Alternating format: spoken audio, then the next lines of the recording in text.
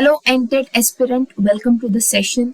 आप सभी लोगों के लिए कुछ नई गाइडलाइंस आई हैं एनटेट एग्जाम को लेकर के। इसकी पहले जो हमने गाइडलाइंस डिस्कस की थी उनमें कुछ चेंजेस हुए हैं। मेजर जो चेंज है वो आपके सिलेबस को लेकर है। एनटेट एग्जाम का सिलेबस जो है वो मैं कह सकती हूँ कि करीब करीब 20% चेंज हुआ है जो पहले था उससे। पुराना क्या सिलेबस था, नया क्या है, उसके बारे में बात करेंगे। तो आप सभी लोग जो NCISM एनटेट की तैयारी कर रहे हैं चैनल को जरूर सब्सक्राइब करें और कंप्लीट प्रिपरेशन के लिए नीचे डिस्क्रिप्शन में लिंक दी है हमारी ऐप की, उसको जरूर डाउनलोड करें और स्ट्रक्चर्ड वे में जो कोर्स हम प्रोवाइड कर रहे हैं एनटेट का उसे भी एक्सप्लोर करें। तो चलिए आगे बढ़ते हैं। और यहाँ पर जो रिवाइज्ड गाइडलाइंस हैं इसमें इन्होंने बताया है कि एक मीटिंग हुई 12/8 को और उसके बाद इन्होंने जॉइंटली कुछ माइनर चेंजेस किए हैं इनके अकॉर्डिंग, और जो चेंजेस हैं वो इन्होंने अटैच किए हुए हैं इंक्लोजर 1 में। ओके, अब यहाँ पर देखते हैं चेंजेस क्या है। तो सबसे पहली बात तो वही इन्होंने कहा है कि minimum standard of under graduate Ayurvedic education regulation 2020, तो आयुर्वेदिक हो, यूनानी हो या फिर सिद्धा एजुकेशन रेगुलेशन हो, सभी में अगर आपको assistant professor, associate professor, professor बनना है इन सभी इंस्टीट्यूट में, तो आपको एनटेट जो है क्वालिफाई करना पड़ेगा अगर आप पहली बार बनने जा रहे हैं तो। ओके, सो ये कुछ एम है जिस कारण से ये एनटेट करा रहे हैं ताकि आप डाइवर्सिफाइड स्टूडेंट को डील कर पाए, है ना। आपके नॉलेज, एक्सपर्टीज, जो भी आपकी एक्सपर्टीज है आप उसको प्रॉपरली डिलीवर कर पाए। And sets high expectation for all students and encourage them to achieve their goal. तो ये क्वालिटी चाहते हैं इसलिए आपसे एग्जाम करवा रहे हैं। एलिजिबिलिटी क्या होगी, the following person will be eligible for appearing NTET. तो एनटेट में ये सभी लोग आयुर्वेदा, सिद्धा और यूनानी के वो लोग जो ये डिग्रीज कर चुके हैं वो इसके अंदर आते हैं। साथ ही यहाँ पर ये आप नोटिफिकेशन देख लीजिएगा, मैं इसका लिंक नीचे भी अटैच कर दूंगी। तो 12 कैटेगरीज इन्होंने यहाँ पर दी हुई है तीनों सेक्शन में, आयुर्वेदा में, सिद्धा और यूनानी में। इसके बाद आगे बढ़ते हैं, यहाँ लिखा हुआ है post graduate degree student completed 30 months of postgraduate degree program shall be eligible to appear in this exam. So 30 month of postgraduate degree program अगर आप कर चुके हैं तो आप इस एग्जाम में अपीयर हो सकते हैं। अब बात करते हैं एग्जाम की। तो एग्जाम का जो मेन कंसर्न होगा वो आपका टीचिंग एप्टीट्यूड, आपकी classroom skills, management, teaching training, assessment technology, psychology, andrology, pedagogy जैसे टॉपिक्स पर आपका नॉलेज चेक किया जाएगा during the limited time. And will be aptitude test, ठीक है। इसमें 100 क्वेश्चंस होंगे विद नो नेगेटिव मार्किंग, यहाँ पर क्लियरली दिया हुआ है 1 मार्क का एक क्वेश्चन होगा। NTET will consist of 100 questions and duration is 120 minute. Paper Hindi English दोनों में होगा। अब बात करते हैं कि सिलेबस में, तो देखिए सिलेबस में चेंज क्या हुआ है। पहले भी आपकी 8 यूनिट थी, अभी भी आपकी 8 यूनिट है, ठीक है, बट हर एक यूनिट में कुछ 1-2 टॉपिक एक्स्ट्रा जोड़ दिए गए हैं।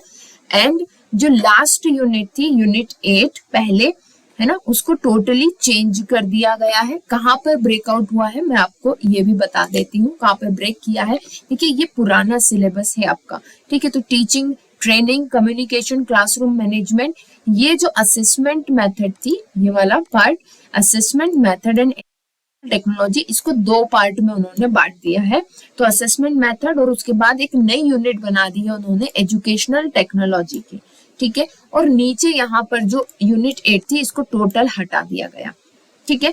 तो यहाँ से 2 यूनिट स्प्लिट हो गई आपकी, राइट, और कुछ टॉपिक्स इसमें और बढ़ गए हैं। बस इतना ही चेंज जो है सिलेबस में किया गया है। बाकी हर एक यूनिट में जो है कुछ एक्स्ट्रा 1-2 टॉपिक्स ऐड हुए हैं। हालांकि आपको इसकी घबराने की कोई जरूरत नहीं है, वरीड होने की कोई जरूरत नहीं है। जो लोग पहले से इनरोल हैं हम तुरंत ही इस सिलेबस को अपडेट कर देंगे, और बाकी जो नए लोग जुड़ना चाहते हैं वो नीचे डिस्क्रिप्शन में लिंक दी हुई है, जुड़ सकते हैं। तो नया जो सिलेबस है उसमें देखिए यहाँ पर क्या क्या दिया हुआ है। टीचिंग एंड ट्रेनिंग की बात की गई है। टीचिंग एंड ट्रेनिंग में ये सब, हालांकि ये सारे पार्ट हम लोग पढ़ चुके हैं। लर्निंग स्टाइल ये भी हमने कवर किया हुआ है अपने ऑलरेडी लेक्चर्स में।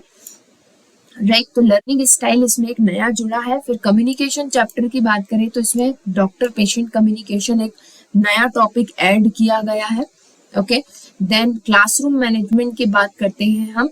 तो क्लासरूम मैनेजमेंट में क्लास में तो आप पढ़ाते ही हैं, बट आपको किस तरह से clinical, OPD, practical lab, skill labs और कम्युनिटी आउटरीच, इन सारी चीजों में भी मैनेजमेंट कैसे किया जाता है ये भी देखना है। तो ये एक नया टॉपिक है, राइट। इसके बाद बात आती है असेसमेंट मेथड की, कि आपने जैसे जो पढ़ाया है बच्चों को तो उसको कैसे असेस करेंगे, राइट। सो उसके लिए यहाँ पर कुछ नई चीजें जुड़ी है। Structured oral exam, long case, short case, objective, structural, clinical exams, assessment type, formative, ये सब खैर हमारा कंप्लीटेड है ऑलरेडी। ये स्ट्रक्चर्ड ओरल एग्जाम, इसको थोड़ा सा एक्सप्लोर हमें करना है। फिर बात आती है एजुकेशनल टेक्नोलॉजी की। सो एजुकेशनल टेक्नोलॉजी कंप्लीटली जो पहला था वही है, थोड़ा सा इसको इलॉबरेट कर दिया गया है।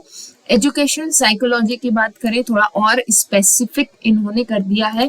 पहले जो है गाइडलाइंस एजुकेशनल साइकोलॉजी में इतनी ज्यादा स्पेसिफिक नहीं थी, ठीक है, थोड़ा सा इसको और स्पेसिफाई कर दिया है इन्होंने।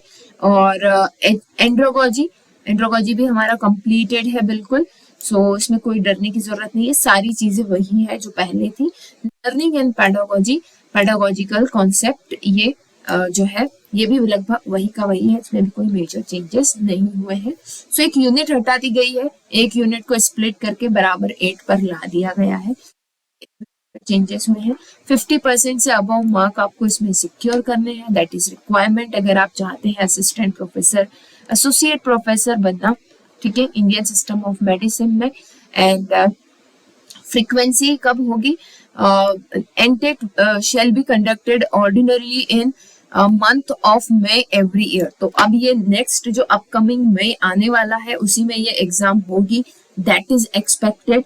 Okay, and one can appear for entered any number of time obtaining eligibility of teaching profession.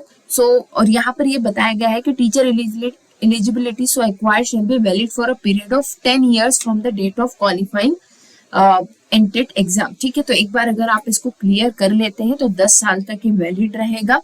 Okay, and फिर यहाँ पर बताया गया है if any person fail to join within a period of 10 year or break of 10 year or may in teaching profession, such person shall be qualify and TET for Indian system once again to join or rejoin teaching profession. तो अगर आप 10 साल में आपने कभी भी join नहीं करा, ठीक है, किसी कारण से ज्वाइन नहीं कर पाए या छूट गया, 10 साल का ब्रेक हो गया है ना, तो आपको फिर से ये एग्जाम देनी होगी। ये इसके मुख्य पहलू होने वाले हैं, ठीक है।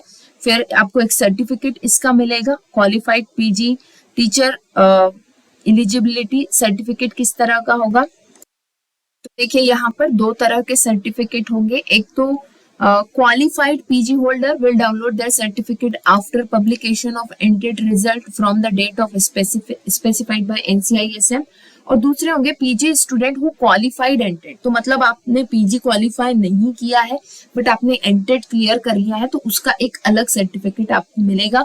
Will be able to download certificate after publication of एंटेड result after uploading provisional degree certificate of post graduate. तो ये 2 कंडीशन होंगी, जब आपके पास पोस्ट ग्रेजुएट की डिग्री हाथ में है तब आपको एक अलग सर्टिफिकेट मिलेगा, और अगर आपकी डिग्री नहीं आई है तो आपको एक अलग सर्टिफिकेट मिलने वाला है। ये एग्जाम जो है एनटीए करवाएगा, तो इसके लिए जल्द ही नोटिस निकलेगा। और ऑब्वियस सी बात है कि अब ये अपकमिंग मई में है, जहां तक समझ में आ रहा है। अगर 2024 का मई अगर होता है तो देखा जाएगा, वो खैर बात की बात हो जाती है, बट जो भी नोटिफिकेशन है वो एनटीए यहाँ से रिलीज करने वाला है।